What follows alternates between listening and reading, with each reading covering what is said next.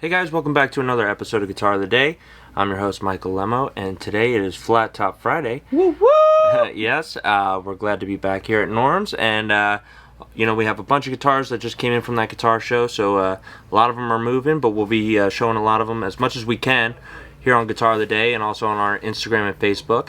And also on Reverb.com, you can find a bunch of our guitars now. The site is updated, and our official website will be updated next week. Reverb, you can, Jen. It's crazy. Amazing job, Jen, and Brandon did inventory. It was just took a lot of work. Yeah. If you could see those guitars behind me, there's even more than that, and we had to take all of them in, each detail on every guitar, all the guitars we've had. So it took quite some time, and I know you guys call and you're like, is this guitar still here? Is your website updated? Well, we're getting very close to it being all done, and if you look at Reverb right now, you'll see some changes. So very cool. But other than that, this is a really cool guitar that I believe Norm picked up from the guitar show in Orange County. So come on back, let's check it out. So this... Alright, this case does look complicated, but I got it. This is a 1945 Martin 00028 Herringbone.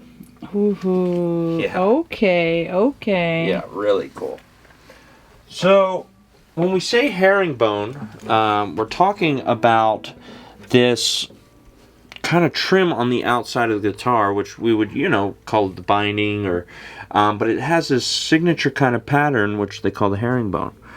Now, all the 28 guitars that Martin did, the D28, the LM28, and this, like the 00028, usually had this herringbone trim around it, especially at this time, which is kind of a sign for these guitars that you're in the good years and you're dealing with a great guitar. Now, the OM was exactly like this guitar, but it was about a 25.4 inch scale length.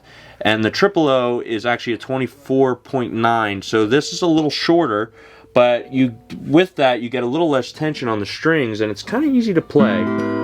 Chords are really easy to get around on. It also has a spruce top. There's a couple things on the top, and it also has the classic Brazilian rosewood back and sides. Now this guitar is definitely not mint. This is a player. You can see there's some strap marks from when the guitar was sitting in the case. Definitely some wear, but you can tell why. A lot of times they're the ones that have the wear is because they play so great. And this guitar is no exception to that. It's got a mahogany neck. Not too much wear actually on the back of the neck. Plays great. And then you have an ebony bridge. And you have an ebony board, which plays great. And 45 is the year when Martin switches over from the scallop bracing to the tapered bracing. A lot of people prefer the before, but it's kind of an in-between year that makes the 45 kind of unique, because later on in 46, I believe, it went on to the full-on binding and bracing, so it was a little different than this even. And then you got the plastic buttons, but just one of the coolest guitars. Kind of reminds you of the Clapton Unplugged. We're going to do a little bit of that too, and I know that album affected me greatly. Pretty cool.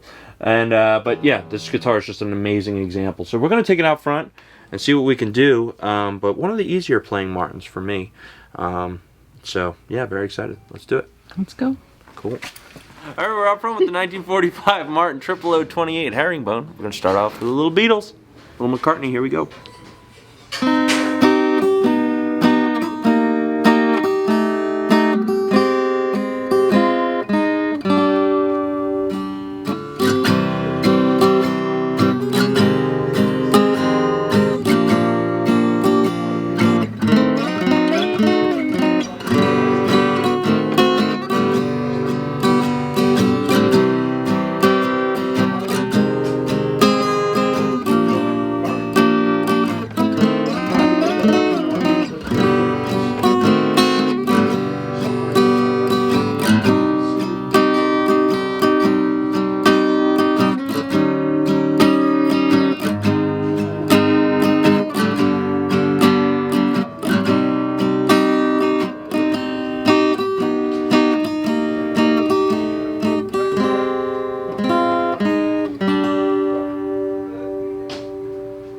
Cool. Now, one of the other artists who play this guitar a lot was Clapton. So we're going to do a little Old Love off of Unplugged. Here we go.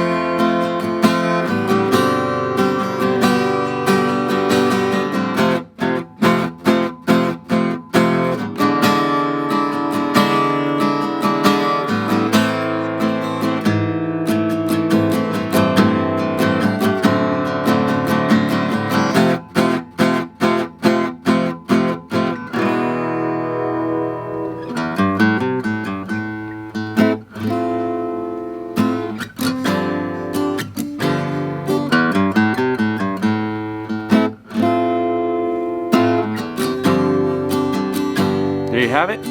Guitar of the Day. 1945.